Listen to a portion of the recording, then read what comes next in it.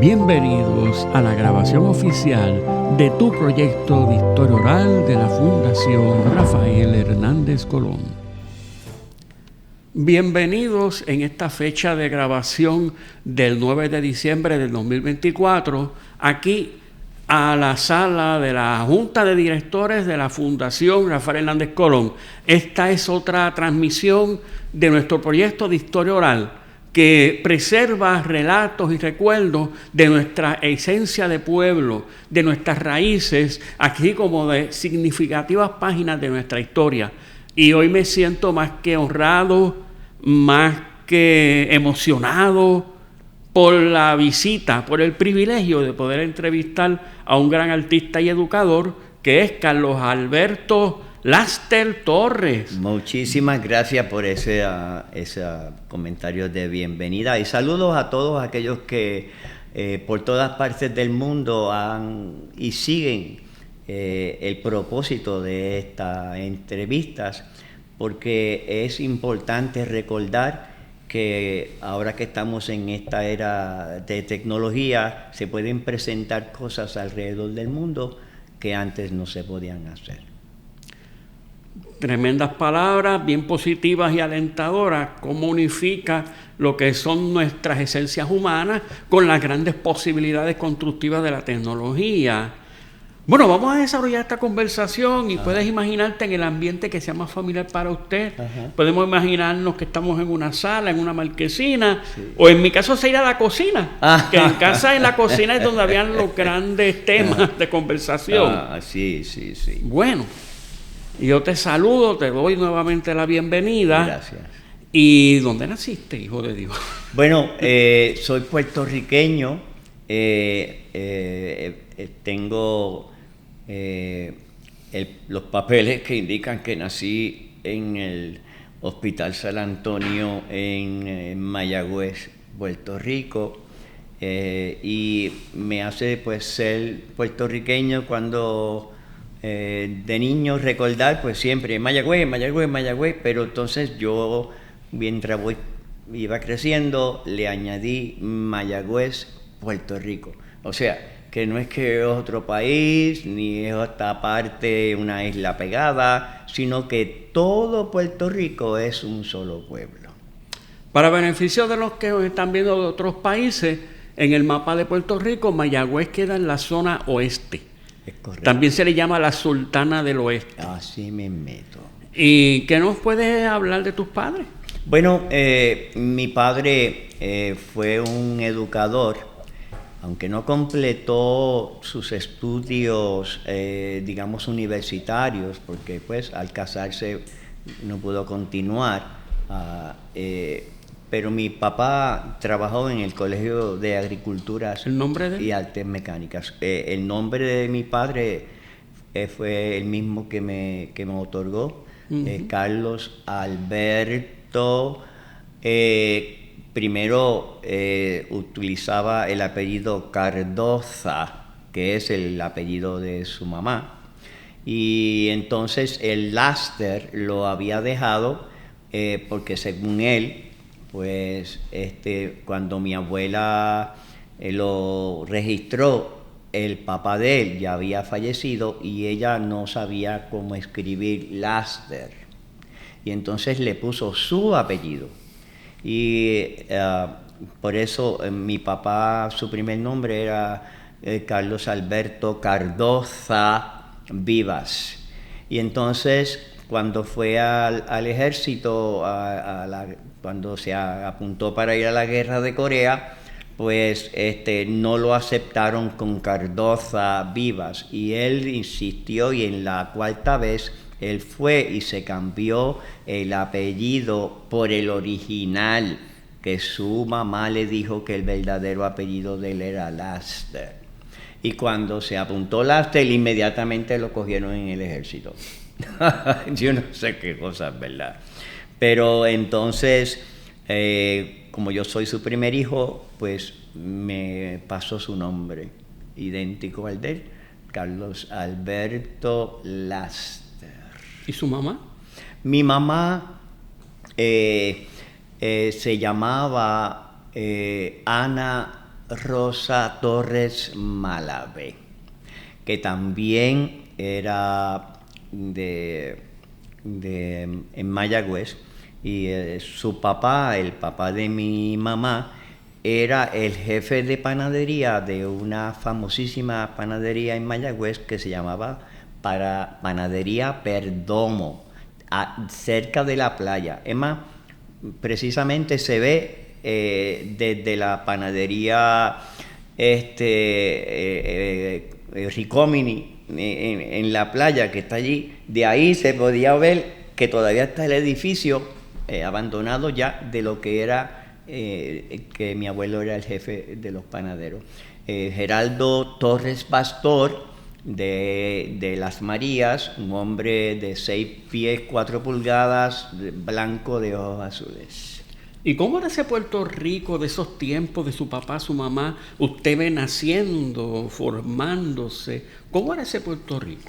Bueno, yo diría que yo tuve ese privilegio de poder adentrarme, como se dice, en los campos de nuestro país, porque mi papá, trabajando en el Colegio de Agricultura, pues la agricultura no se trabaja en la ciudad, sino en los campos. Pues entonces, en los momentos de vacaciones, yo me iba con mi papá, que guiaba tractor y sabía de siembra, porque él trabajó en el proyecto de la máquina de depilar café.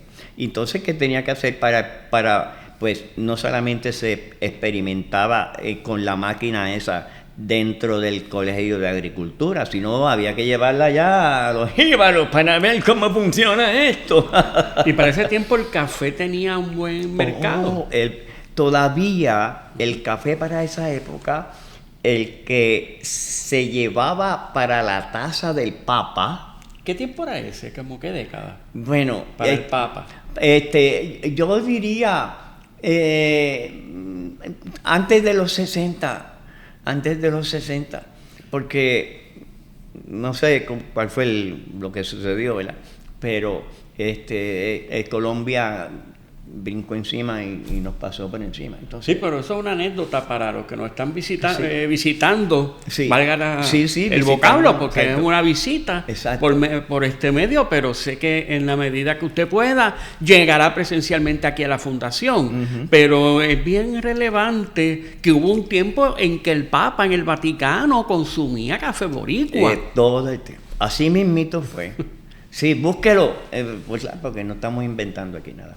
Pero estamos hablando sobre eso porque es parte de mi crecimiento y del conocimiento que pude recibir de mi padre y su buena educación al enseñarme a leer. Cuando ya yo tenía 5 años, yo sabía leer y escribir. Porque él se dedicó a su primer hijo. Y yo le agradezco un montón el que él hubiera hecho eso, porque yo fui el maestro de mis 3 hermanos. Cuando ellos fueron a la escuela, pues ya ellos sabían leer y escribir, porque yo aprendí a leer y escribir de mi propio padre. Y mientras él se iba a trabajar, yo me quedaba a cuidar a mis hermanos y enseñarles cómo se lee, cómo se escribe. Y él tenía una inmensa biblioteca. Y cuando nadie comía hasta que los padres llegaban a la casa. O sea, no es que eso era al garete. Siempre había que esperar que llegara el jefe de la casa, donde toda la familia se reunía y se daba una oración de gracias, y ahí comenzaba a contar las cosas que pasaban aquí y allá, mientras que yo le hacía a mi papá la pregunta que yo no estaba de acuerdo con Platón de que la esclavitud es algo bueno para el hombre.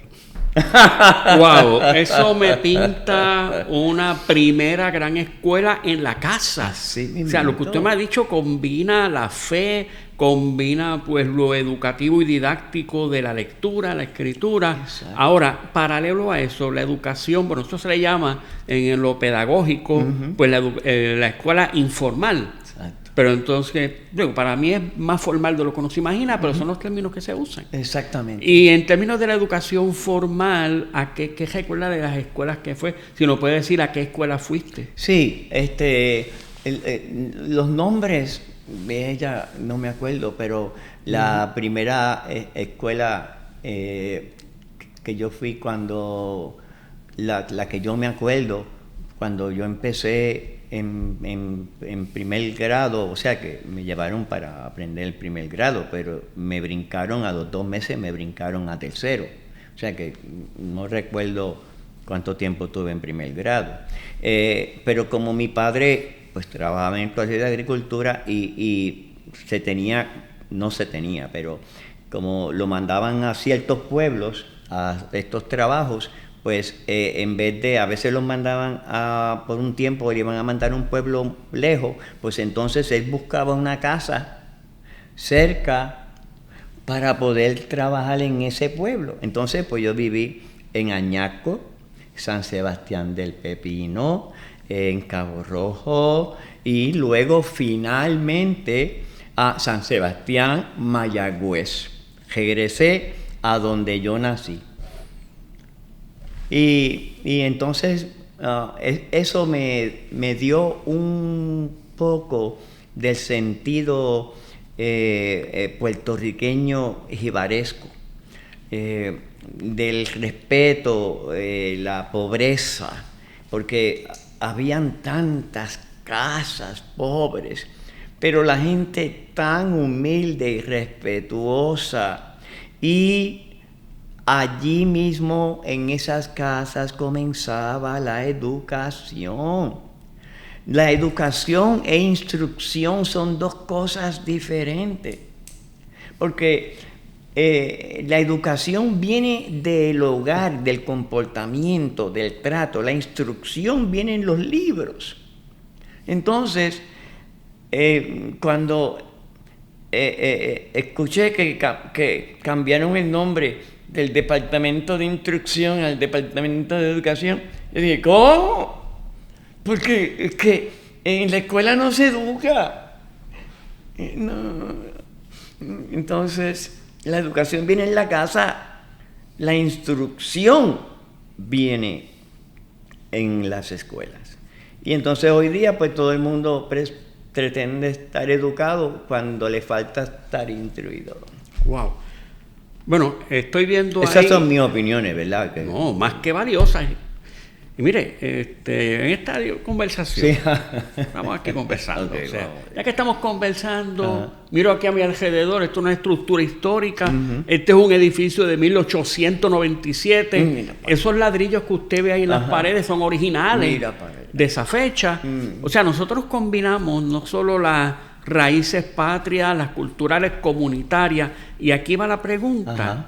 Ya estoy viendo esa formación desde la casa, la escuela, pero en ese contexto, ¿qué usted recuerda de cómo era la vivencia en la comunidad y si habían fiestas en que la comunidad compartía? Sí, siempre se ha destacado el comportamiento del jíbaro. Y a veces, pues, muchos lo usaron como una palabra, eso es un jíbaro, fíjate. Pero, porque no conocieron, ni han conocido, ni pasaron por ese sedazo. Y el jíbaro, es el ejemplo de humildad, del compartir, del cuidado. Acuérdense bien que, por ejemplo, los hospitales quedaban a docenas de millas de esas casas campestres. Y cuando alguien se enfermaba, no había que solicitar ni estar pidiendo tanta ayuda porque habían voluntarios de más que se llevaban a las personas en las hamacas, en los hombros, para bajar por esas cuestas, cruzar los ríos, para llevar a esa persona allá al dispensario. Y no era, yo no voy para allá, estoy cansado, no. Era como un relevo, que entre comillas se dice un relevo de mula, o sea que hay que coger aquí, después cambia allá, porque alguien se iba adelante para decir, mira, va a llegar dentro de 1 hora don Pedro con su abuelita en la hamaca, para que, ¿quiénes son los voluntarios que van de aquí hasta allá? Hoy te puede ver que yo he visto personas que viven bastante lejos y caminando con sus bolsas de compra y no para nadie. Es algo triste, pero eso es la realidad del avance de todo. Como vuelvo y repito, se ha perdido mucho lo que es el no preguntar de dónde tú vienes, cuál es tu apellido, o tienes los zapatos rotos o no son de la última moda. El amor no ve esas cosas. El amor ve la necesidad de una inyección espiritual y no tiene que ser de lejos, porque usted también con solamente tocar la mano de la persona le puede pasar su energía positiva y evitar esas miradas de desprecio, porque esas miradas de desprecio vuelven de nuevo al sitio de donde salió. Veo ahí unas palabras clave y es el amor. Veo también en su mensaje que había una capacidad de ponerme en el lugar del otro y ser solidario. Entonces, desde esa capacidad solidaria y de amor, ¿cómo era que se celebraban días como la Navidad o la Semana Santa o Acción de Gracia? Bueno, siempre ha habido en Puerto Rico una gran diferencia de fe y porque sabemos que, ¿verdad?, provenimos de una raza indígena que sorprendía a los mismos españoles cuando ellos pudieron interpretar de que el huracán para los taínos era un dios, y el viento y las montañas. Pues siempre ha habido todo tipo de diversidad de fe y creencia en lo espiritual. Y hasta ahora pues sabemos que no han habido en nuestro país, y nunca hasta ahora, ninguna guerra o conflictos religiosos. Sí han habido ciertas diferencias cuando después de la invasión norteamericana comenzaron a llegar pues algunos sentimientos religiosos que no simpatizaban con España, con la religión de los reyes católicos, porque pues debemos estar bien claro de que eso era parte de la cultura, la tierra que fuese conquistada por quien fuese conquistada, una de las imposiciones de cierta manera y delicadamente eran las ideas religiosas. El convertir, entre comillas, a aquellas personas llamadas salvajes, porque pues para aquel tiempo aquel que no vestía como aquel y que a lo mejor se enseñaba los muslos o no caminaba con camisa y no tenía zapatos y le gustaba comerse los animales, las iguanas, pues eso era como una persona que no tenía mucha capacidad. Pero luego entonces pudieron entender de que ellos sí podían saber cuando venía un huracán, ellos podían saber cuáles peces se podían comer, cuáles frutas se podían comer, y eso demuestra que son seres con capacidad. Entonces, no solamente en Puerto Rico, en otros sitios, porque España conquistó un montón de sitios y pusieron en práctica, porque nosotros fuimos de los últimos, pusieron en práctica lo que ellos practicaron por allá para aplicarlo en Puerto Rico, y pues el pueblo indígena poco a poco fue cediendo, y entonces de las primeras estructuras que se hicieron, que eran las primeras que estaban al frente de todos los pueblos, era la iglesia. Y ahí todo el mundo trabajó. Y ahí empezó pues a divulgarse, a tratar de educar, entre comillas, al residente nativo. Y de ahí es que nosotros provenimos. Y así, con el tiempo adelante, pues Puerto Rico creció, se hizo hermoso. Entonces después vinieron los americanos y trajeron otro tipo de personas, igual que como vinieron a los Estados Unidos, los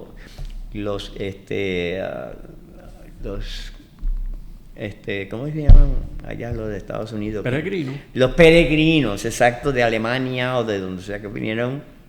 Bueno, y entonces, pues aquí en Puerto Rico, pues hoy día, pues hay muchas iglesias, pero en cada pueblo hay una iglesia católica, en cada pueblo de la isla, y está en la plaza. Y entonces ese es un símbolo permanente de que se mantenga los principios de ciertas enseñanzas todavía dadas y sólidas. Es diferente a la época pasada con la época de ahora, donde hay nuevas fiestas, nuevas temáticas a cubrir, algunos internos conflictos que ha pasado en todo el mundo sobre pues la nueva generación y las nuevas formas de hacer esto y las nuevas formas de hacer lo otro, y el pueblo está bregando con eso, y el gobierno también. Es como un movimiento en marcha que probablemente cuando yo ya antes de existir todavía eso esté en un cambio de proceso evolucionario mental espiritual. Sí, estoy viendo que ante todas esas corrientes, influencias culturales, pues lo esencial para la vivencia personal y comunitaria, pues esa solidaridad. Para los que nos están viendo de otros países, en Puerto Rico, cada municipio fue desarrollándose desde el templo. Primero construían el templo, eso fue una tradición española, y luego de ahí alrededor se iban haciendo las casas, y por eso usted ve que en cada municipio pues está la Plaza Mayor, por darle un nombre, y junto a esa Plaza Mayor estaba la catedral, la iglesia. Hubo municipios que junto a la iglesia también tenían cementerio.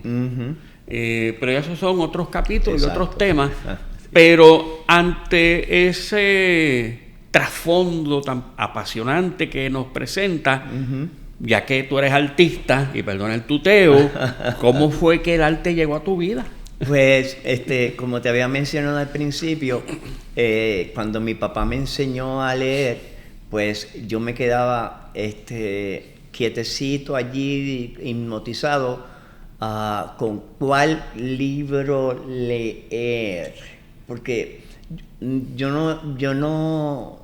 no era de que cogía uno y leía la primera página, esto no me interesa, pum, no, yo quería poder. Cuando me pregunten, ¿tú leíste este libro? Sí. ¿De qué se trata? De esto y esto y esto y esto otro. ¿Estás de acuerdo? No, porque esta parte de aquello no sé. Entonces, así entrábamos en conversación. Y yo tratando de decirle, con el poco conocimiento que tenía como niño y de lo que había leído, que yo no estaba de acuerdo con esto o estaba de acuerdo con lo otro. Y entonces, en esas conversaciones, que es cuando uno va creciendo, que es lo que es el trabajo de los maestros en las escuelas, porque el maestro te dice, léete el libro, esas 300 páginas, y escribe algo, pero yo no recuerdo que ahora los maestros hacen que los estudiantes se paren y digan qué argumento aprueba o no de lo que acabo de leer, que eso es otro 100 pesos. Pero en cuanto al arte, pues cuando mi papá me compró la enciclopedia británica, yo me zumbé, porque habían libros, pero en la enciclopedia británica me tiré del trampolín más alto. Y allí, pues habían miles de láminas, porque los otros libros pues eran más que texto. Pero en las enciclopedias que rompieron todo tipo de esquema de cómo se hacían los libros, porque tú veías las cosas. Pues ahí fue que yo conocí primero los dibujos de las cuevas de Altamira. Que está hablando de los inicios de la humanidad. Pues por eso, porque eso es lo que desde África fue que nació el género humano. Cuando en la enciclopedia te habla de arte, lo primero que te enseña son eso. Los dibujos de los primitivos, de cómo veían el elefante, el tigre, el cocodrilo, lo que sea que ellos dibujaron, y aquellos que hicieron sus propias manos en la cueva. ¿Cómo es posible si el hombre fuera un cromañón que pudiera tan delicadamente poner su mano o ponerla en una tinta y hacerla así, o poner la mano y soplar, o hacerla así afuera y dejar que el color de la piedra sea lo que se ve en la mano y afuera alrededor? O sea, esas fueron las primeras piezas de arte que yo vi. Yo dije, wow. ¿Y qué yo hice? Hice lo mismo. Puse la mano en un papel. Y ahí yo vi mi mano. La vi. Wow. Pero entonces, como no se proyecta esta línea, pues yo vi mi mano y pasé mis líneas al papel. Y así yo dije, wow. Cuando vino mi papá, yo lo estaba esperando. ¡Papi! Entonces, si uno descubre al principio algo que te emociona y tú continúas en eso y buscas más información y te orientas y sigue, llega el momento en que ya tienes aquí adentro un espacio que solamente tú tienes que tocar la puerta. Y si yo veo un edificio, entonces empecé luego a hacer castillos, porque en la enciclopedia te enseñaban esos castillos de todas esas partes del mundo, que eso era lo más que impresionaba a la gente, porque no eran ciudades, eran castillos. Y ahí vivía el rey, vivía la princesa, vivía el reino, tenía un puente, tenía agua, tenía esto, tenía montaña, la ropa, ¡pa! Entonces se creó un mundo para mí que todavía continúa haciéndolo. Cuando yo veo un castillo, y ahora que el internet está puesto, castillos que están abandonados, que dicen, castillo abandonado en tal calle, o qué sé yo qué país del mundo, hace 100 años que lo abandonaron, y está precioso y nadie vive, alrededor lo que hay son salvajes montes. Y yo le pongo, ¿dónde es? Porque no te dicen. Porque si yo tuviera la dicha de que pudiera mudarme a un castillo de eso, yo me llevo con todas las cosas y me quedo allá. Porque empezaste con el dibujo. Sí. Y de ahí, ¿cómo fue que llegaste con tu vocación? Bien. ¿Cómo llegaste a ese convencimiento? Es mi vocación, sí, y voy a estudiar tal cosa. Sí, pues en la escuela superior, ¿Qué escuela de la fue cual esa? me gradué, de Eugenio María de Hostos. Gran educador. Sí, of course. Yo estaba en la escuela y con Wilkins, que es de Mayagüez. Nosotros éramos grandes amigos. Yo tenía el pelo largo y él tenía un afro. Y yo me dediqué al coro, porque el maestro de coro me dijo que yo tenía muy buena voz y todavía sigo cantando privadamente, etcétera. Y en el arte, en Mayagüez, conocí a varios artistas y el primer maestro que tuve era un joven, o sea, era mayor que yo por 2 años. Pero yo no tenía la plata para comprar pinceles, ni nada de esas cosas, ni canvas, pero yo siempre pintaba en cartón o en tela, tela de ropa, la cortaba y le metía, que mi abuelo era pintor de casas, y debajo de la casa habían latas que sobraban de las casas que él pintaba. Yo cogía esa pintura y pintaba la tela y la convertía en un canvas, porque era duro. Wow. Y ahí yo pintaba encima de esos canvas hechos por mí mismo con materiales reciclables.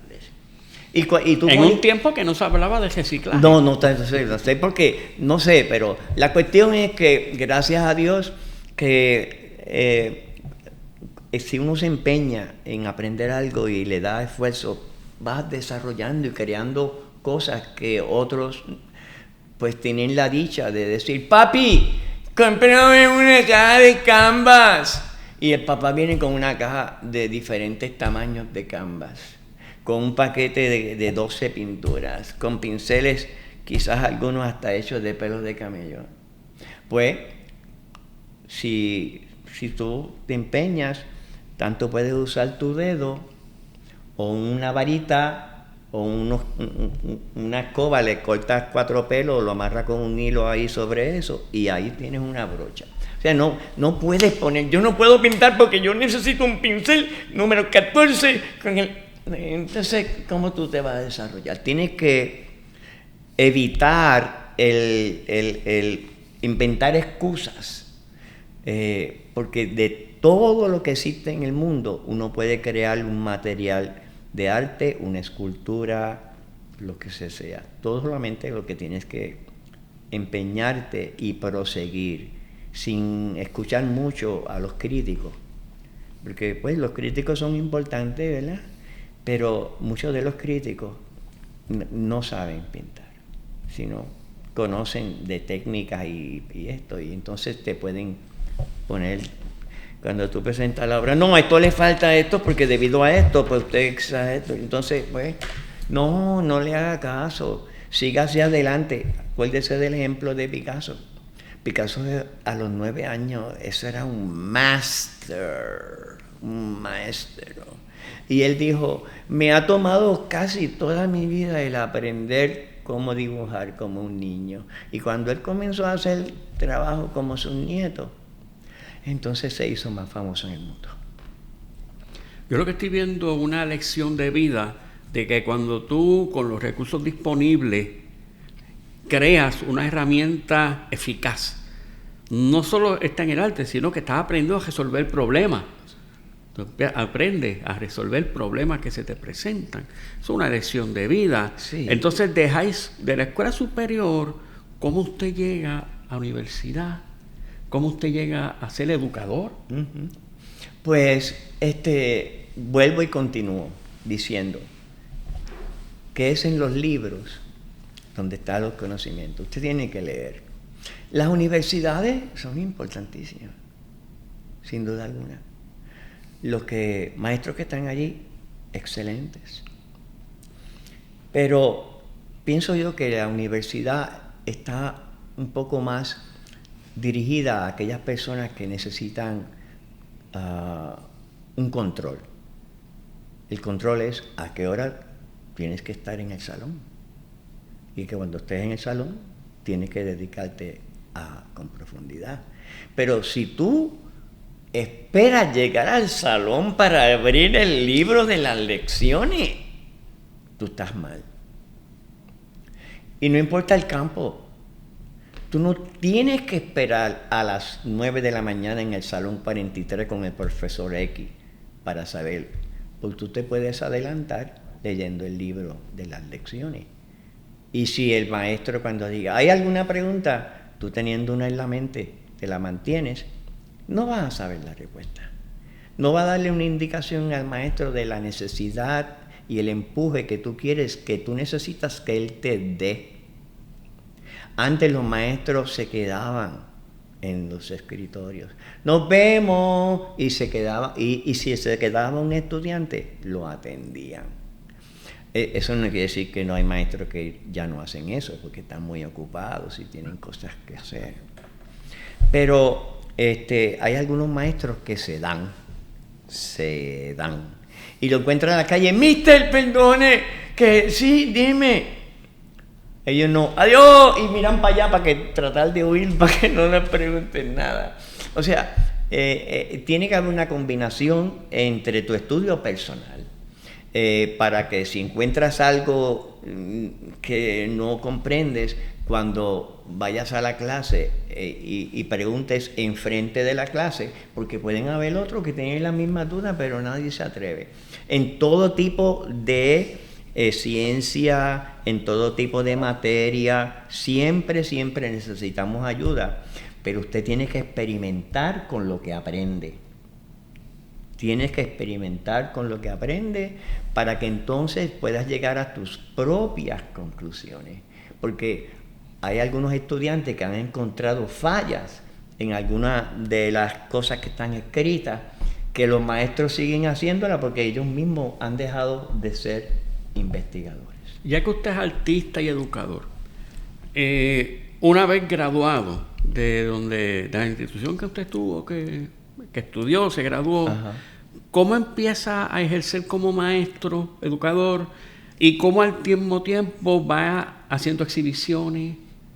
¿Cómo va desarrollándose eso? Pues son dos áreas. Sí, los artistas tenemos esa, por un lado tenemos que dar clases y por otro lado generar un arte. Sí. ¿Cómo fueron esas? Pues yo comencé con el primer maestro mío de arte, cuyo nombre ya falleció, era Edwin Rodríguez Pitre de las Marías. Entonces, para aquellos tiempos, nosotros no teníamos vehículos y queríamos participar con nuestras obras, como fuese, en las ferias de artesanía del Instituto de Cultura puertorriqueño. Entonces, pues fuimos al Instituto de Cultura puertorriqueño a poner nuestros nombres, a que nos dieran un carnet y ser parte de... ¿verdad? Pero entonces no cumplíamos con ciertos requisitos y entonces mi amigo y yo, pues que éramos un poco medio rebeldes, le dijimos al Instituto de Cultura que nosotros no necesitábamos ninguna identificación porque el trabajo que estamos haciendo nos identifica, porque no es una copia de aquel artesano que está allá, ni la pintura del otro que está allá. No, estos son muestras de que esto es arte. No podemos cumplir con esos requisitos, pero nosotros somos artistas. Entonces, pues nos dijeron, eso fue en una feria de artesanía en los Juegos Panamericanos, que ahí fue que yo salí, me decidí salir y ser un artista sin importarme lo que fuese, con cierta rebeldía, por supuesto. Entonces, pues nos querían sacar de allí del morro, porque eso se dio en el morro abierto. Y entonces vino el director del Instituto de Cultura, alguien fue allá, ¿verdad? Como siempre, pues, a quejarse de alguien que... Y entonces, pues, ellos vinieron y nos dijeron que nos teníamos que ir. Y entonces él dijo, si hay alguien aquí de los artesanos, así, porque estaban así, todos los artesanos, todos antes estaban bajo una misma carpa. Si alguien desea que ellos entren en su espacio, pues nos avisan. Entonces, pues, empezó a que se vengan aquí, y el otro, no, que se vengan para acá. Estaban peleando porque nosotros nos metiéramos en sus kioscos. Y eso fue un ejemplo para el Instituto de Cultura, donde tratamos de demostrar que tú no necesitas una identificación de artista porque tú eres un artista y la gente te reconoce. Y entonces, pues ese fue nuestra entrada al mundo del arte. ¿Y qué año fue ese? En el 1900, no me acuerdo. ¿Panamericano? Panamericanos. Bueno, los Panamericanos fueron para el 79. 79, exacto. Ahí fue que nos tiramos de pecho. Pero antes ya habíamos tenido unos talleres, unas casas abandonadas que conocíamos a los dueños y entonces nos permitieron entrar ahí y no teníamos ni rótulo, ni permiso de uso, ni de nada. Porque que yo veo que la Feria de Artesanía fue como que esa primera exposición. Sí. Y en términos de usted dar clase, ¿cómo fue que empezó? Pues, déjame ver si me acuerdo bien. Sí, en Vieques, cuando viví en Vieques, había un programa que se llamaba el programa Acervo, donde no era necesario tener grandes grados o grandes diplomas sino la prueba. Esta es la prueba, este es mi arte. Oh. Entonces, y encima de eso, pues también, ¿verdad? La paciencia, la técnica, los modos de dar clases. Pues yo comencé dando talleres. Y entonces, de talleres, pasé a dar clases en un salón. Importantísimo. Y me alegra que menciones a Vieques, porque sí. Puerto Rico tiene 2 islas municipios, Ajá. Vieques y Culebra. Exacto. Y cada una tiene mucha historia, al igual que cada municipio de Puerto Rico. Eso es cierto. Ahí. En la escuela Germán Riquehoff, era la escuela donde yo di clases allá en Vieques, Germán Riquehoff, que es un nombre muy importante en la historia del país. Y la escuela fue diseñada por uno de los más destacados ingenieros y arquitectos que vino de allá de Rusia. ¿Cómo se llamaba él? Se me olvidó el nombre, pero lo tengo ahí en la puntita, que hizo el diseño de la plaza del mercado de San Juan, hizo la iglesia de las gárgolas allí en el condado. Pero desde Rusia. De Rusia. O sea, que eso de por sí es otro detalle histórico. Sí, hizo de las relevancia. mejores, las casas de los más ricos puertorriqueños, que algunas de ellas todavía se conservan de pie. Bueno, y veo que tiene pues ese bagaje desde el mismo pueblo nació su vocación. Sí, sí. Desde la misma raíz puertorriqueña, compartiendo su don. ¿Y cómo llegó su galería? Bueno, pues fíjate, caminaba yo por... me había ido a Nueva York y estuve 3 o 4 años, no me acuerdo. Cuando yo regresé, yo venía con un hambre de abrir una galería. Y en la misma calle Post, yo caminando así, yo veo esta casa tan hermosa, un balcón de esquina, así, tenía un rotulito, salón de belleza tal. Y yo decía, pero ¿cómo va a ser todo esto un salón de belleza? Pues yo subí la escalera y ya, de todos los cuartos que había en la casa, había uno que era el salón de belleza. Lo demás estaba vacío, no tenía ni muebles ni nada. Y yo decía, Dios mío, ayúdame. Pues yo toqué la puerta del beauty, hablé con la señora.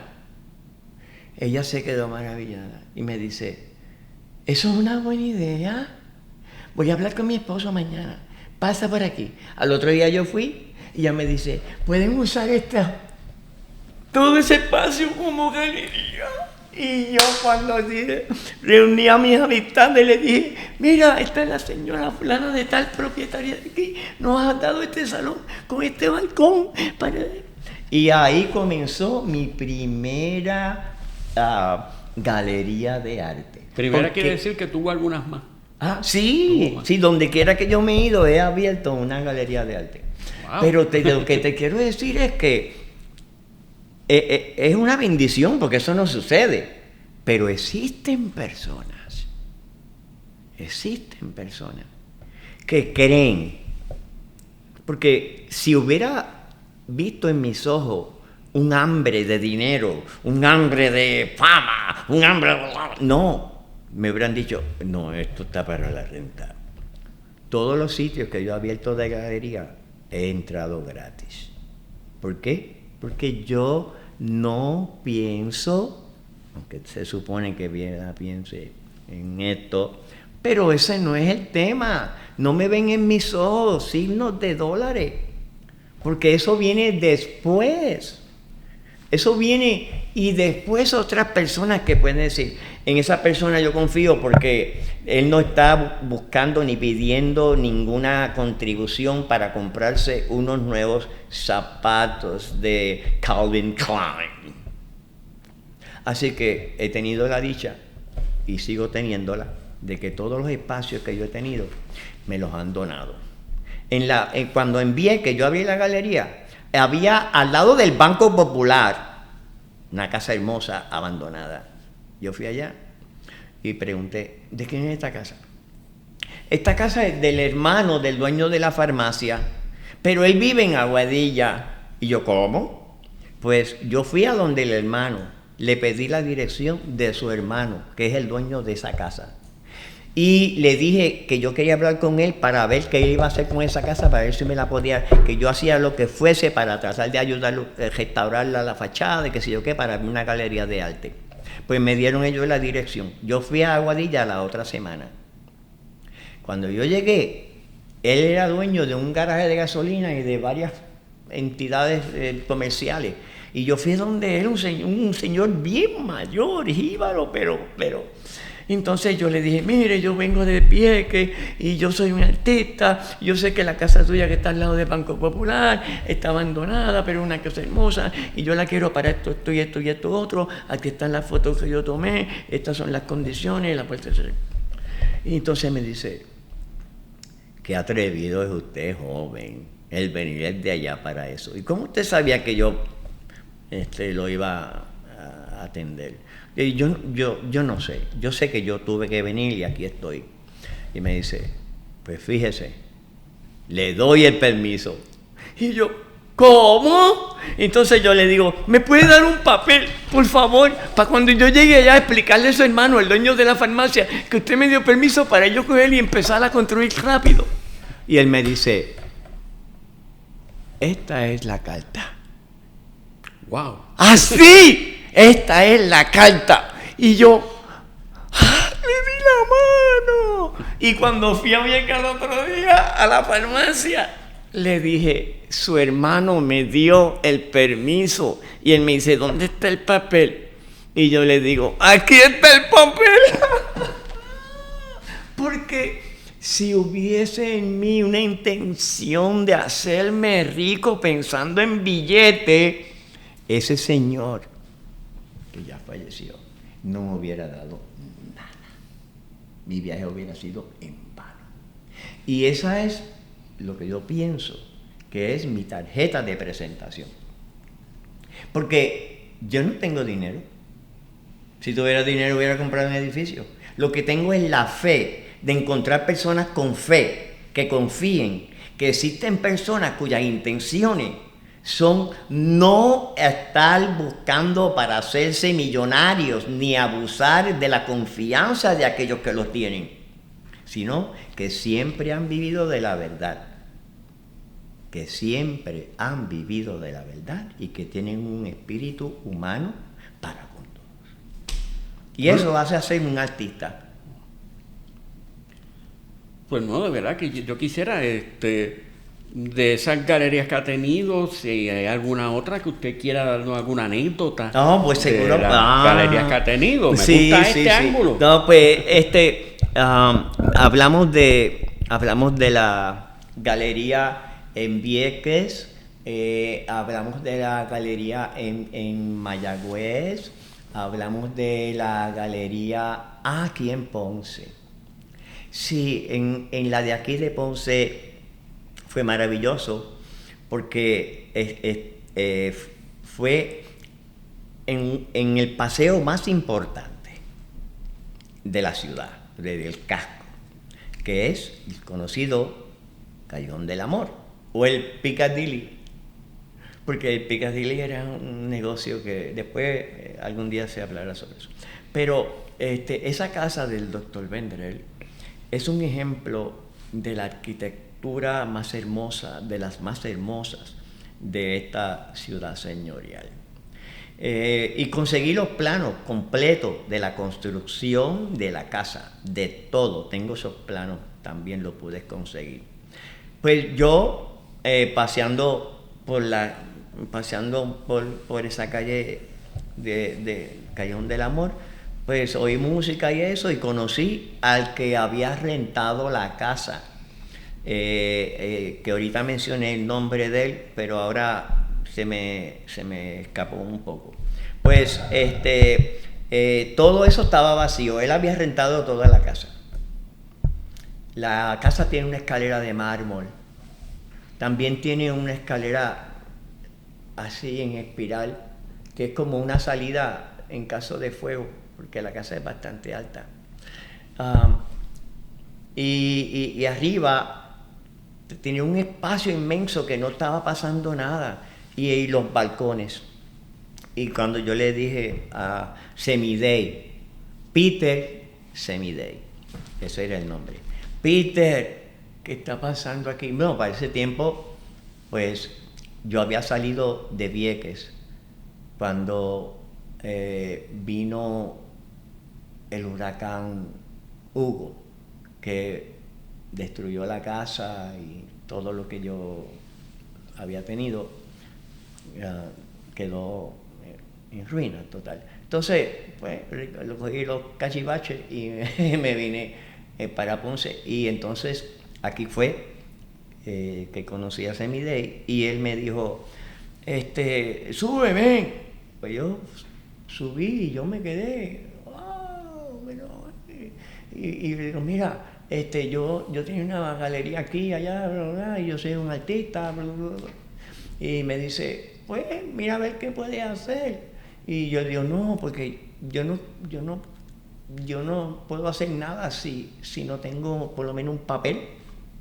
Si yo me meto aquí y te japo el piso, lo pinto y la pared, entonces después tú me dices, te veo, gracias por venir. No, vamos a hacer un arreglo escrito, porque como uno va, por más confianza y amor que tenga una persona, hoy día es bien difícil, ¿verdad? Un poco difícil esa confianza tan súper, por lo menos algo escrito, de modo que no, pues me concedió un papel y me dijo, pues yo te voy a cobrar 150 pesos. 150 pesos está bien. Pues así fue que pasó. Ese sitio se arregló e inmediatamente a pintores que ya yo había conocido antes, porque cuando yo abrí mi galería en Mayagüez, fue José Ermitaño, Wichi Torres,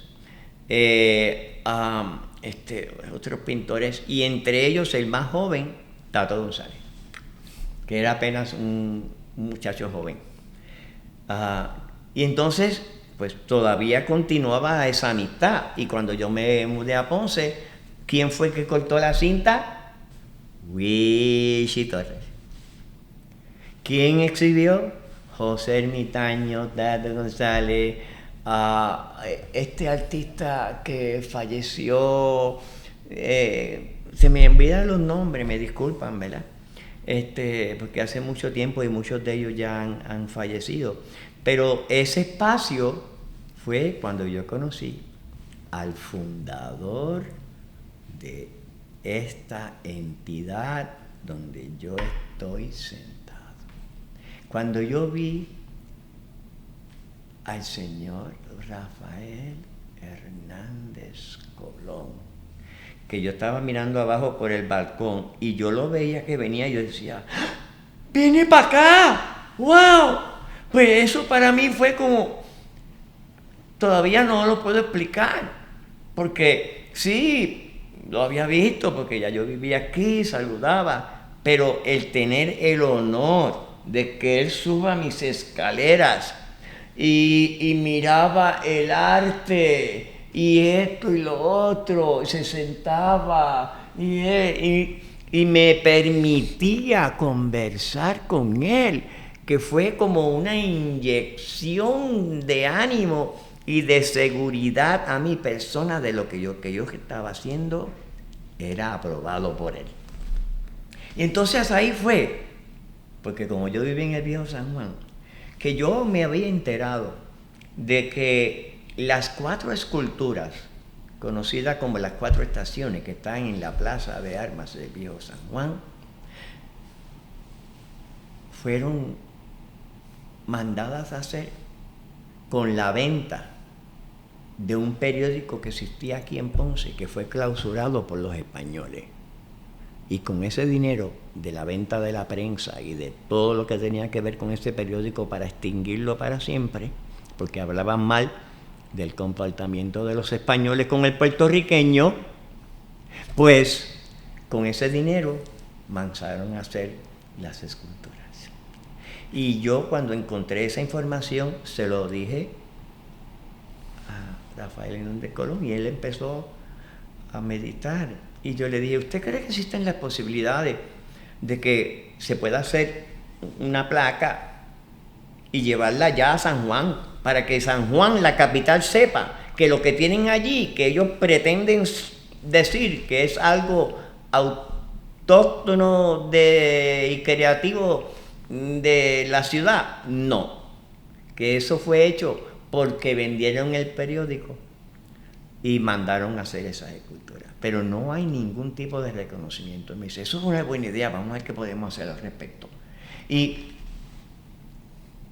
me siento increíble, como si hubiera dado una vuelta, porque estoy aquí sentado hablando con la persona que me ha invitado aquí, quien conoce cada detalle de la historia de quien dedicó toda su vida al bienestar de nuestro país, Puerto Rico, el honorable Rafael Hernández Colón.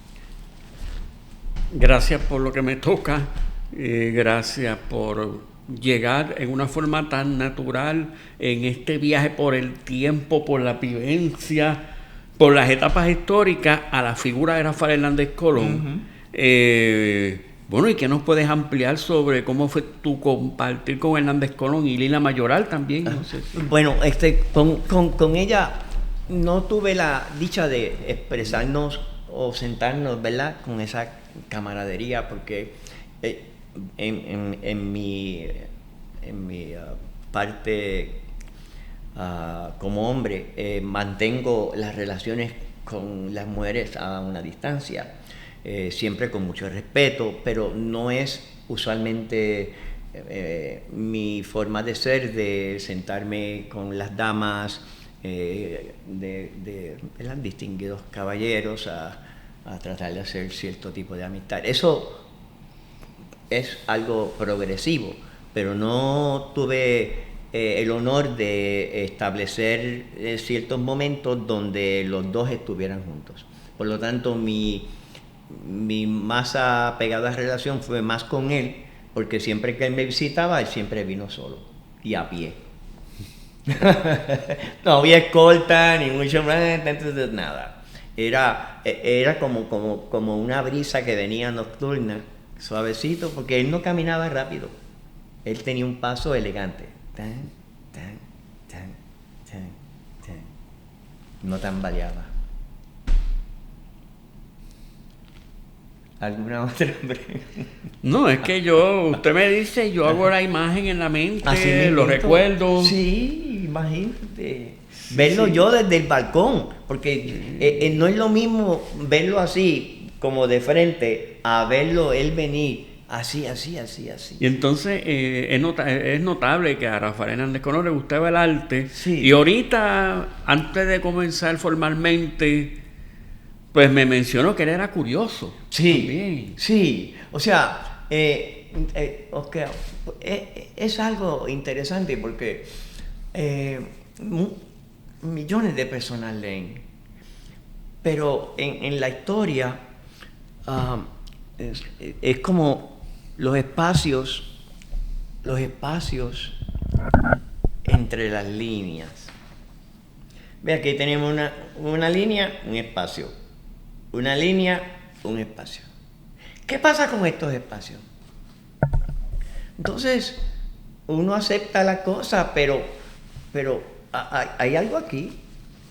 Sí, hay algo aquí. Entonces, esa es la parte que le toca al investigador, al que va un poquito más profundo. Como por ejemplo, el personaje de Miguel Enríquez. Miguel Enríquez era un negro, un espurio, como se le llamaba. Sin embargo, pagó la deuda de todo Puerto Rico, pagó la deuda de todo el gobierno de Puerto Rico a España en una ocasión, de su propio bolsillo. Como un negro acusado y perseguido y envidiado porque el rey Felipe V le entregó la medalla que lo hacía él el capitán de los mares contra todos los piratas. Entonces, ¿qué pasó con él? Bueno, todavía yo estoy esperando que alguien escriba algo bueno de él. Pero entonces trajeron no quiero mencionar el nombre, de España, y escribió, como si él hubiera estado en Puerto Rico, la historia de Miguel Enríquez, echándole mucho sucio. Y se hizo famoso ese libro, se vendió como pan caliente. Se vendió más que el pan que vendió mi abuelo en la panadería Perdomo de Mayagüez. Entonces, pero no ha habido una investigación profunda de quiénes fueron los culpables, de aquellos que se robaron el dinero que se supone que llegará a pagar de las arcas del gobierno. O sea, hay que buscar los espacios, y esas son las responsabilidades de los investigadores. Hay muchas cosas que están, pero están como tapadas. Muchas cosas las ha descubierto el compañero que dirige el Ateneo puertorriqueño, la biblioteca. ¿Cómo se llama él allá en San Juan? No me acuerdo el nombre de él. Es un profesor tremendo de historia que escribió recientemente el libro sobre el poeta de Juana Díaz. El Ateneo es una institución bien prestigiosa que ha aportado mucho al valor intelectual y cultural. Y el que la dirige, él se mete dentro de ella. O sea, él nada dentro de los libros. La curiosidad que empezamos hablando de Hernández Colón sobre el plan de curiosidad, pero en sí eso está presente desde que empezó esa entrevista, cuando usted me dijo que veía los libros y quería, o sea, es lo curioso, la curiosidad. ¿Y por qué las cosas son como son y no son de otra forma? ¿O cómo podría ser? O sea, la curiosidad es algo que lleva a inventar, a crear. Entonces yo interpreto que usted llegó a Ponce por la vía de la galería. Sí, cuando yo vine a Ponce, pues mi mamá vivía aquí en Ponce, y ella fue de las personas que se reunieron como 80 familias y decidieron invadir los terrenos de la Asociación Mercado. Entonces, yo vivía en San Juan, vivía aquí, vivía acá. Yo no tenía un sitio exacto. Yo viajaba por toda la isla, estaba en todas partes. Pero cuando mi mamá se mudó para Ponce, pues ella fue de las familias que invadió los terrenos de la Asociación Mercado. Entonces yo vine a ver. Don Mario Mercado. Sí, yo vine a ver qué era eso. Y entonces era lo que hoy se conoce como Brisas del Caribe.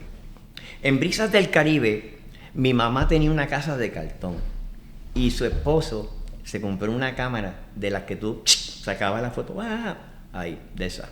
Y entonces tiene una gran colección de fotos de esas de cuando la casa era de cartón, cuando invadieron el terreno, cuando vino la policía y se llevó a todas esas familias a la corte, cuando el juez dijo: se tienen que ir todos de ahí o van a ir preso.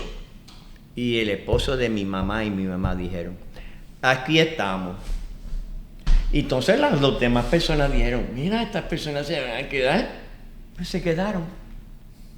Entonces se unieron todos y empezó Sister Isolina Ferrer, vino Chumpa, vino un montón legisladores, abogados y toda la madre de los tomates, como se dice, vinieron allí a entrevistar, a conocer, y empezaron las reuniones en casa de mi mamá.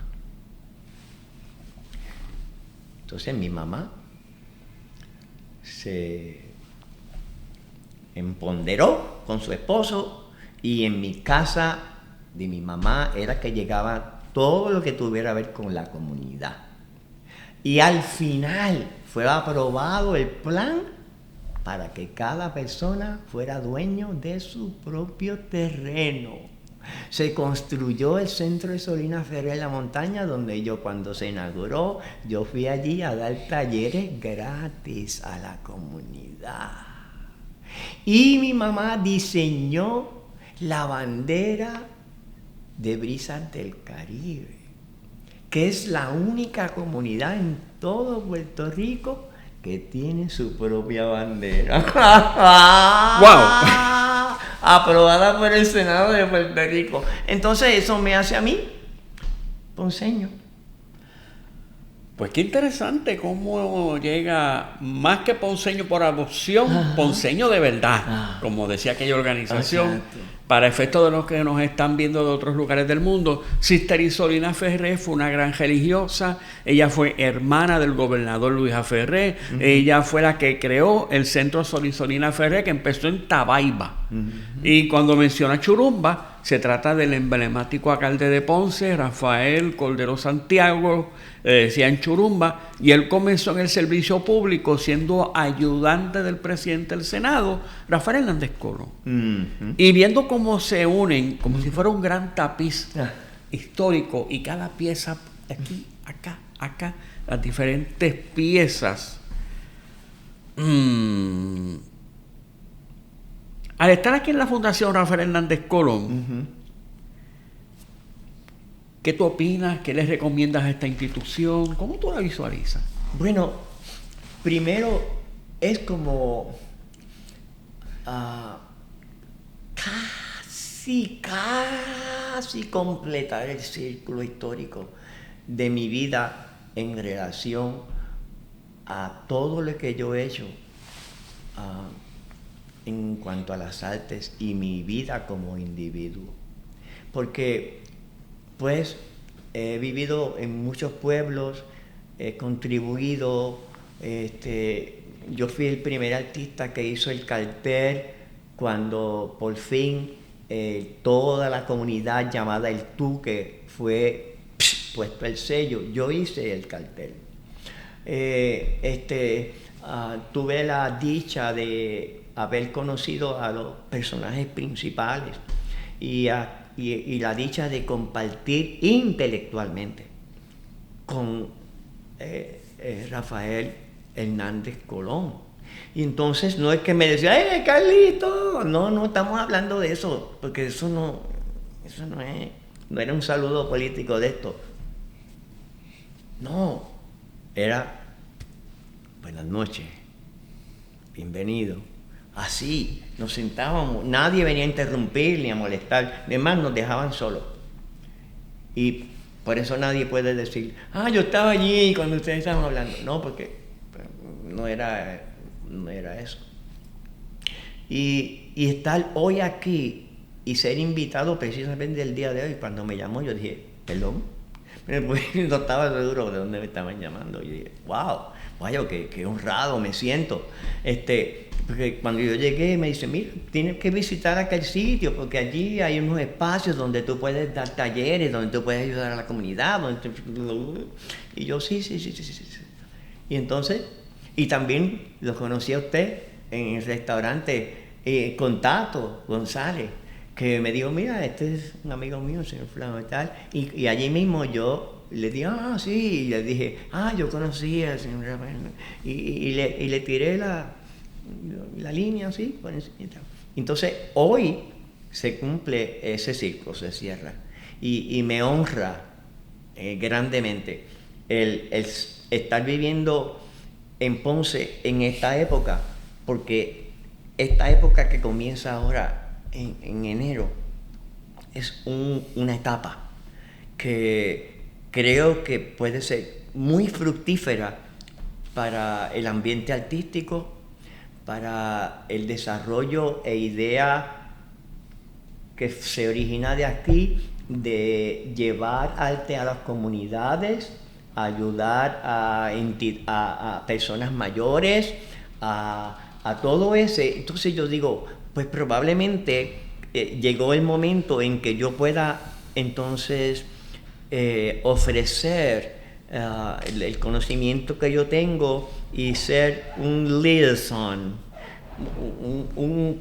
carácter de unión porque a veces la gente del mismo pueblo como que, yo conozco entonces cuando viene alguien que rompe esas barreras de impuestas que son invisibles, que le quieren poner un cuerpo porque no existen, y el resultado de eso es hacer que el pueblo culturalmente crezca y se caigan las escamas que se pone la gente para no, ¿cómo se dice?, rozar, porque las escamas están por fuera, las escamas no son la carne,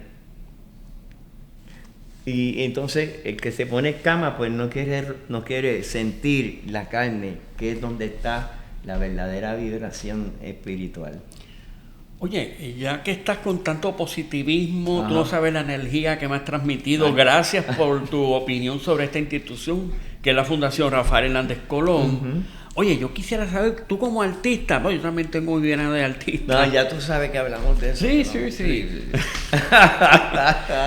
Yo quisiera saber si nos puedes relatar alguna de tus exhibiciones como artista que tú recuerdes, que quisieras compartir con nosotros y que estás haciendo ahora. O sea, ¿qué hiciste como artista que nos quisieras compartir y qué haces ahora? Bien, pues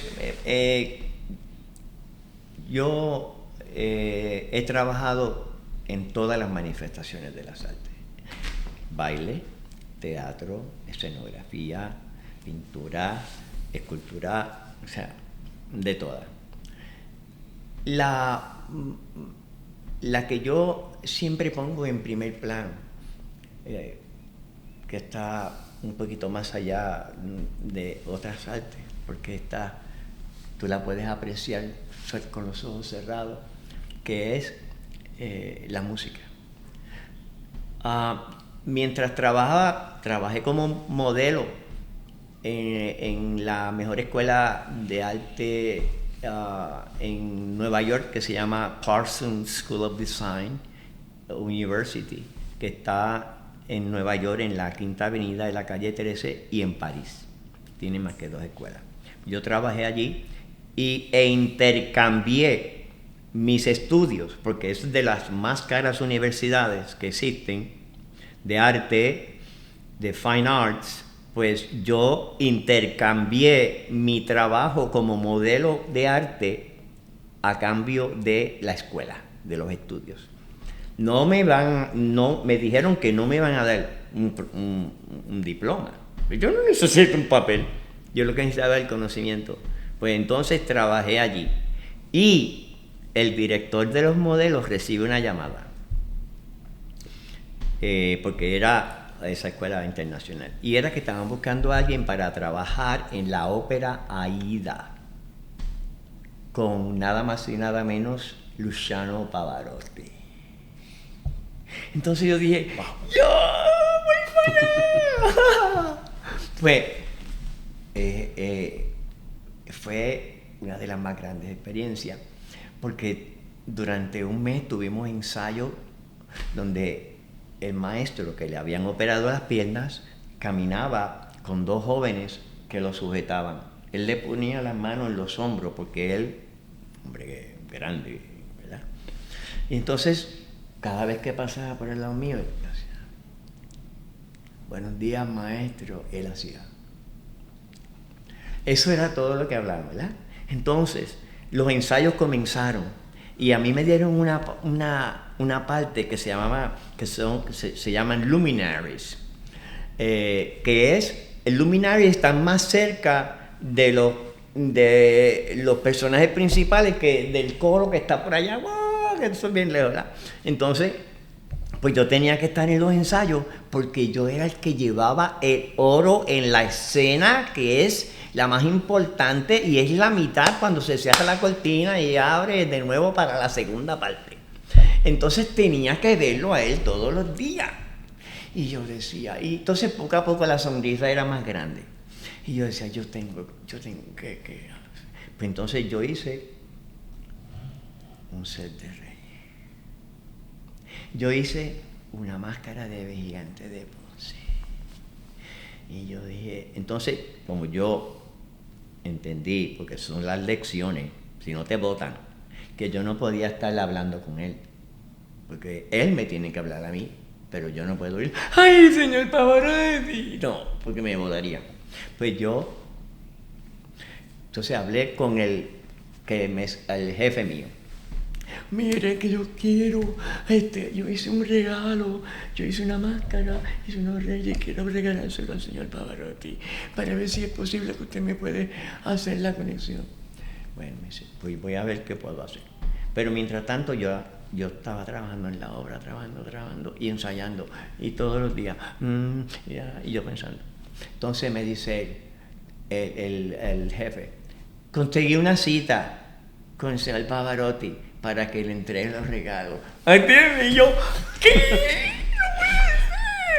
¿Y cuándo es? No te puedo decir exactamente cuándo, pero va a ser si yo no podía, yo no cabía en mí mismo.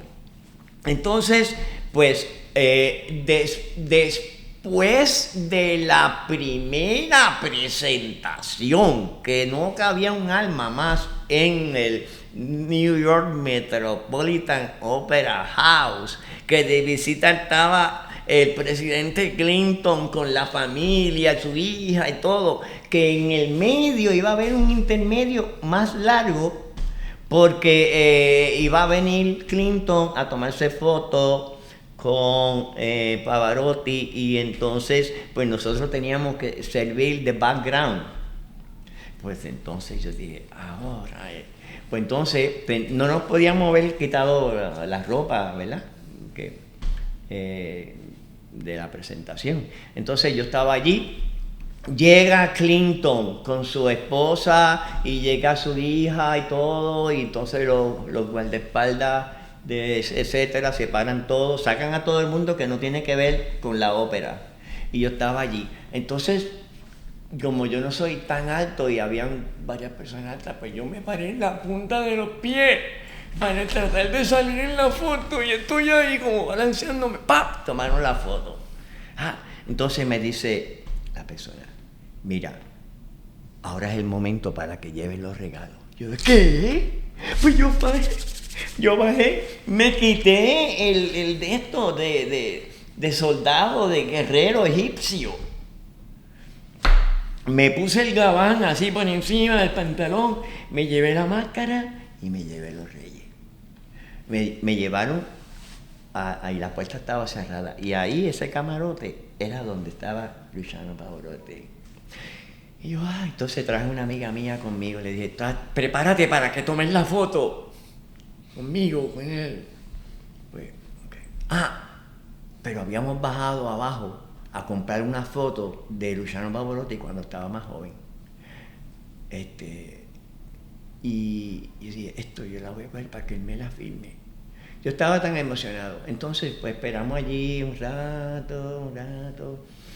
Entonces me dicen, señor Pavarotti, está listo para... Y yo, Pues entonces yo llevé los reyes y la máscara y entro. Él estaba en un sofá, pero una cosa elegante, vestido todavía de rey, así recostado, así con un asiento, una almohada. Bueno, eso adentro, esos camerinos son, de la ópera. Y había un montón de hombres sentados así, y entonces él le dijo que con el permiso, qué sé yo qué. Entonces yo vine, maestro, y como ya nos habíamos visto todos los días, pero como si lo hubiéramos visto con el mismo respeto. Y entonces le traje, cuando yo le enseñé esto, desde allí, él que estaba recostado, se levanta, ¡The Maggie! Pues italiano. Y yo, sí. Y yo, pues por falta de conocimiento, le hablaba en inglés, cuando le podía haber hablado español. Pues le hablaba en inglés y le expliqué que estos eran mis reyes, bla, bla, bla. Y le dice al muchacho, tráemelo. Y el muchacho viene y lo coge de mi mano y se lo lleva. Y él lo coge así.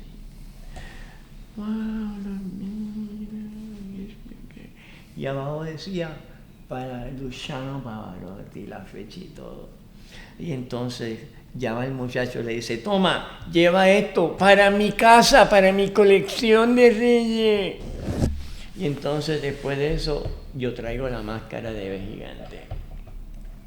Y le digo, le explico, o sea, en inglés, esta máscara de gigante, de tradicional, de Ponce, del carnaval, entonces, wow, dice, y yo le digo, estoy muy honrado porque yo visité allá en Ponce que hay la casa de Antonio Paoli. ¡Oh, Paoli! Decía él. Y yo, wow.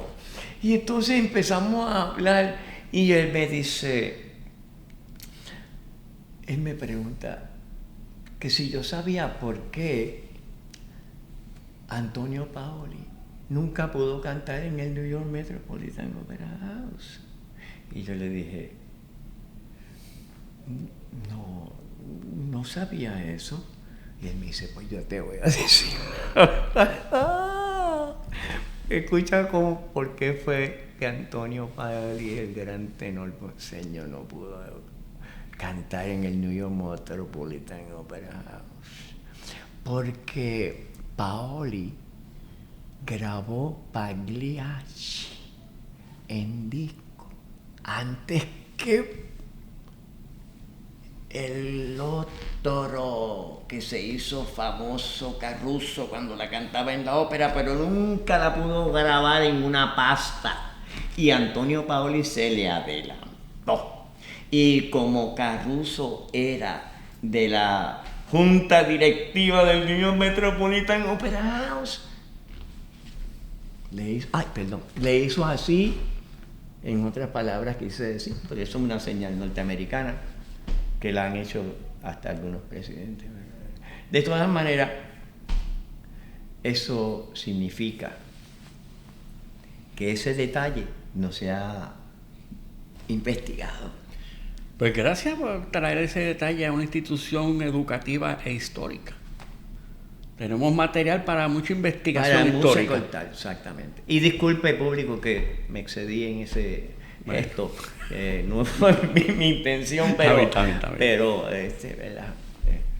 De todas maneras, considero que ese punto de mi vida me ayudó, porque cuando terminamos la entrevista, él salió del cuarto para la foto. Y entonces mi amiga estaba ahí preparada. Y él salió con la figura de la máscara de ave gigante para tomarse una foto conmigo. Entonces, pues yo no sabía si ponerme a la izquierda o a la derecha, pero como él tenía la máscara así en este lado, pues yo me paré acá. Y entonces, mira lo que pasó. Él hace así. Me pone la mano en el hombro como de amigo, con una fuerza que cuando yo me siento como que solamente pienso en esa mano aquí, con esa energía, y digo, wow. Porque si uno examina todas las fotos que aparecen del señor Luciano Pavarotti con personalidades mundiales, son pocas donde él tiene su mano puesta en el hombro. Y yo considero eso una bendición y un privilegio de haberlo conocido, y sé, si no lo han botado a la basura, porque cuando la gente se muere, algunos ya tú sabes qué pasa, que dentro de la colección de su arte hay una pieza mía de los Reyes Magos, hechos en botella, en caneca. Reciclaje. Pues desde ese momento que yo participé, ese es como si se dice the highlight, el punto más alto en cuanto a conocer personas de conocimiento mundial. y me siento honrado de haber tenido la oportunidad de conocerlo, porque como ya él no está vivo. Entonces, antes de irse, yo dije, ya se había ido, y yo le dije a mi amiga, ¡ay, la foto! Que no me la puedo filmar. Entonces, detrás de nosotros estaban los muchachos que lo llevaban todos los días. Y me dice, ¿qué pasó? Porque hablaban español. Y yo digo, pues que después de todo eso, y la foto que traqué, la sacamos, una foto así que costó 40 pesos. Y no me pudo... Ah, no te preocupes. Yo me encargo de eso. Hablando español, él va para allá y yo, ay, Dios mío, saca la foto, saca el Magic Marker.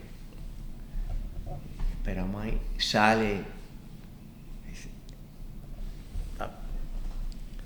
Y dice la foto que tengo: para Carlos, bravísimo, con 3 puntos de admiración. ¡Bravo! Y yo, la tengo. O sea, ¿qué más yo puedo pedir? O sea, es una bendición, pero yo no hablo de eso. Lo estoy hablando ahora porque en algún momento tenía que yo decir eso. Pero le doy gracias a la vida y le doy gracias a la oportunidad de que yo seguí como un buen estudiante los consejos de mi padre, que me dijo, leer es bueno, pero no todo es cierto. Así que les aconsejo que lean, pero no se trague todo, y especialmente en esta época. Porque en esta época hay una facilidad de mentir que es como cubrir con polvo el sol. Porque la verdad es la luz, la mentira es la oscuridad. Y estar entre la mentira y la verdad no existe, porque usted no sabe si es mentira o si es falso. Trate de buscar la luz. La luz es la verdad de las cosas, pero solamente usted puede decidir si eso es cierto o si es falso. La pregunta original era de 2 partes. Una es, pues, ¿qué puedes recordar? ¿Qué anécdotas de esas diferentes manifestaciones de arte? Si hay alguna otra más, la puedes decir. Y la otra parte es lo que estás haciendo ahora. Ah, muy bien. Que veo que tienes ahí unos reyes. Sí, pues en la otra manifestación es el teatro, donde tuve el privilegio, que históricamente hablando, de participar de una obra de teatro que estuvo por más de 400 años en lucha en España entre todos los amantes del teatro, que si había sido escrito por Lope de Vega tal obra o si había sido escrita por otro autor. O sea, los académicos y los más estudiosos estuvieron por 400 años luchando y decidiendo si esa obra particular había escrito Lope de Vega o no. Y entonces, en el 50 aniversario del teatro puertorriqueño, el 50 aniversario, que es un aniversario importante de la historia del teatro puertorriqueño en el Ateneo, pues se acababa de probar de que fue escrita por Lope de Vega. Y nosotros habíamos estado ensayando esa obra. Y entonces España quería hacerla primero, porque viene de allá, pero ya nosotros habíamos estado adelantados. Y se presentó en el 50 aniversario del teatro puertorriqueño y yo tuve el honor de hacer uno de los el papel principal del padre de las actrices, únicas actrices que trabajaron en la obra, se llamaba Criados, Mujeres y Criados. El mismo año que España reconoce que esa obra fue conocida, fue escrita por Lope de Vega, ellos no tuvieron la oportunidad de hacer una inauguración mundial. Y yo tuve el honor de participar en esa obra con uno de los papeles principales en el Corralón, allá en el viejo San Juan. Y en las artes visuales, ¿cómo fue tu obra? ¿Qué recuerdas? No sé si pintura, dibujo. Pues, déjame ver. En pintura o diseño de murales, en el 500 aniversario del pueblo de Arecibo, yo hice el mural dedicado a ¿cómo se llama? El capitán Correa, cuando vinieron los ingleses. Y hice ese mural que duró yo no sé cuántos meses, porque después usaban esa plaza para otra cosa y se fue destruyendo. En cuanto a arte, también he diseñado varios carteles que ahora, todo eso lo tengo en mi resumen, pero hay cosas que se me escapan, que son ciertos detalles. ¿Qué más? Yo no sé, no me acuerdo. Mira, es que esto que le mencioné de las artes, eso yo lo veo que es, por un lado, como algo que va de la mano con esa gesta de la galería. Ah, sí. O sea, llevo que eso que usted tiene innato va de la mano con esta gesta fundadora y creativa de galería, sí, en un camino, en un peregrinar. Sí, sí. Me recuerda a las misiones de California, que esta persona que tiene una vocación establece un lugar aquí, sigue caminando otro aquí, sigue caminando otro acá. Exactamente. Y de ahí entonces llego a los Reyes y a lo que me dijo que está haciendo ahora, de unos talleres. Pues ahora mismo he sido ahora un nuevo miembro de la Junta Directiva de la primera ejida que se fundó en Ponce, que es la asociación benéfica que se encuentra en la avenida Hostos, hacia la playa, al lado izquierdo.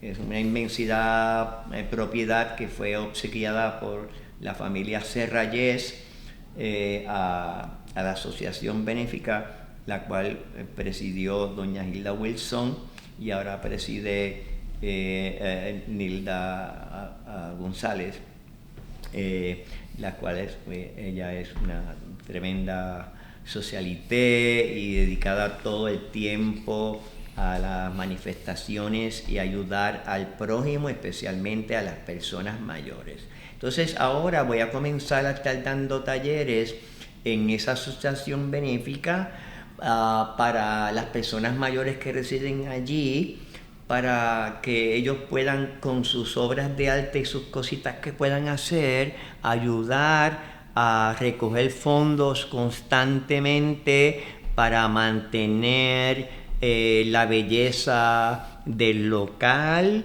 para ayudar a los residentes a dar viajecitos, a llevarlos, etcétera.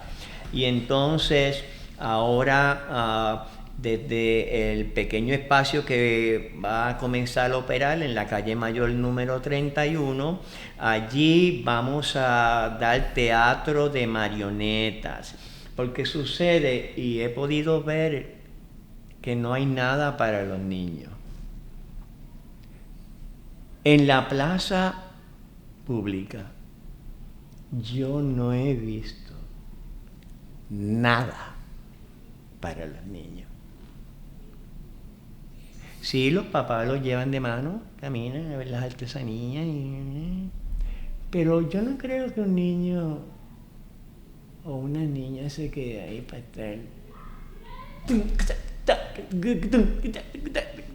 No, lo de ellos es. Porque un mensaje con las marionetas lo atienden los niños más importante que tú tienes que hacer estas cosas así, porque no. Las marionetas siempre han sido dedicadas para decir las cosas que las otras personas no quieren decir. Antes se usaba para burlarse de los reyes y los gobernantes, con chistes y cositas. Pero hoy día las marionetas se han echado para el lado y han habido muchos artistas que han perdido su ímpetu, porque los de ellos eran hacer teatros de marionetas. Y nadie se puede poner a discutir con una marioneta. Pero con una marioneta tú puedes llevar un mensaje, a hacerlos creativos, ayudar a que ellos sean los que hagan la marioneta mismo, que aprendan a coser, a hacerle la ropa. Mientras estamos dando el taller, estamos escribiendo la obra.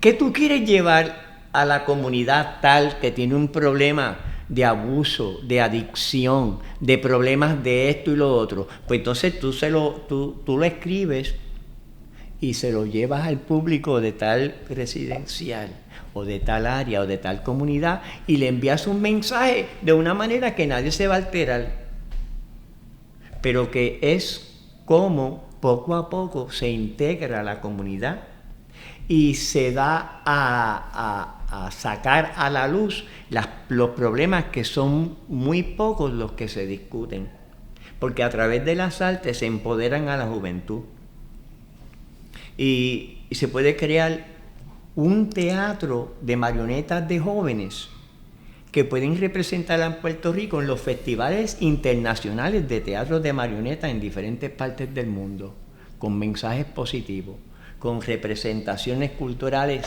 hechos por marionetas, pero manejadas por jóvenes. Ok. Es interesantísimo eso de los talleres, te agradezco esa vocación educativa. Y si alguien quiere comunicarse con usted para talleres o para conocer más sobre usted. Sí, pues será un placer compartir con ustedes mi correo electrónico. Allí encontrarán mis fotos, sobre todo mis trabajos, etcétera. Tengo una página en Facebook, bueno, tengo un montón de páginas en Facebook porque yo no soy muy cibernético, así que a veces he abierto una página y se me olvidó que yo la abrí, y la otra, pero todo está ahí mezclado, porque la única persona que se llama Carlos Alberto Laster en todo Puerto Rico soy yo, a menos que alguien, ¿verdad? O sea, que te vamos a conseguir por Facebook. Por Facebook. ¿Y qué otro medio? Mi correo electrónico lo voy a dar, es Maestro Laster, mi apellido Laster, maestrolaster@gmail.com. También me pueden llamar, le voy a dar mi número, 787-470-5747. Estoy a la orden, si no contesto inmediatamente, pues, pero sí, siempre respondo a los correos electrónicos y a todo eso. También tengo mis libros, mi poesía, y todo está en Amazon Books. Amazon Books, me pueden buscar en Amazon Books. Tengo sobre 80 libros publicados. Los que no he escrito yo, sino que lo he traducido porque lo he leído en el tiempo que he vivido y me hace falta traducirlo para enviar el mensaje a otras personas, pues yo uso mi seudónimo. Mi seudónimo es Karl, que es Carlos en alemán, Karl. Y mi apellido es Laster, que es alemán, pero no uso Laster, sino cambié la A por la E y la E por la A. Quiere decir que es Karl Laster. Ese soy yo también. Y esos son los libros que yo he traducido, pero como no son míos, pues le pongo mi seudónimo, que soy yo, pero que no soy yo. Entonces, los que yo he escrito, pues llevan mi nombre, Carlos A. Laster. Que es el nombre mío de autor, y ahí están mis cuentos, mis novelas, mi ficción. El último libro que escribí fue hace como 3 meses, que se llama Artemisia Gentileschi.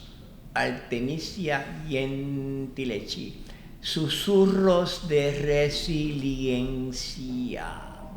Esa es la historia de una de las mujeres mundialmente conocida como una de las mejores pintoras del mundo.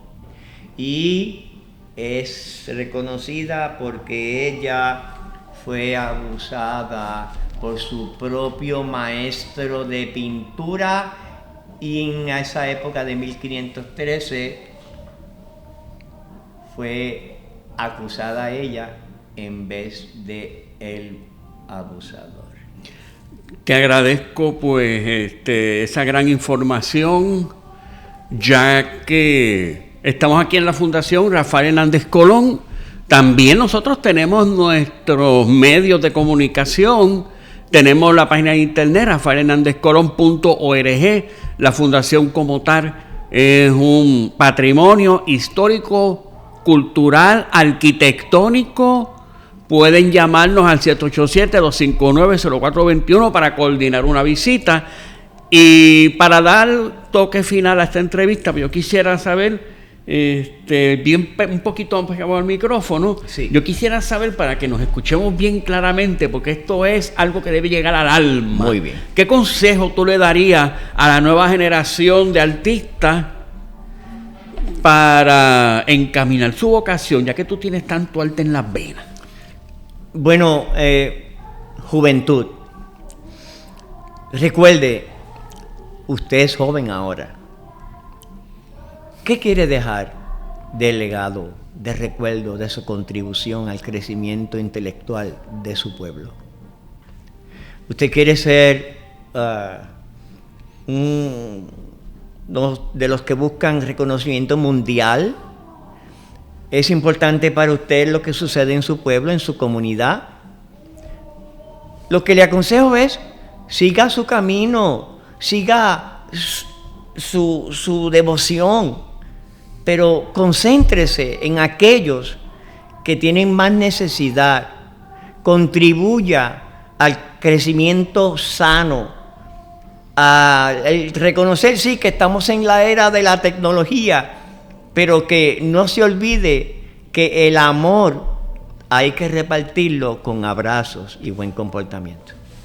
Pues con esta apertura a los nuevos tiempos desde el presente, honrando el pasado, pues muchas gracias por estar con nosotros y pendientes a las futuras entrevistas. Así que Dios les bendiga y adelante.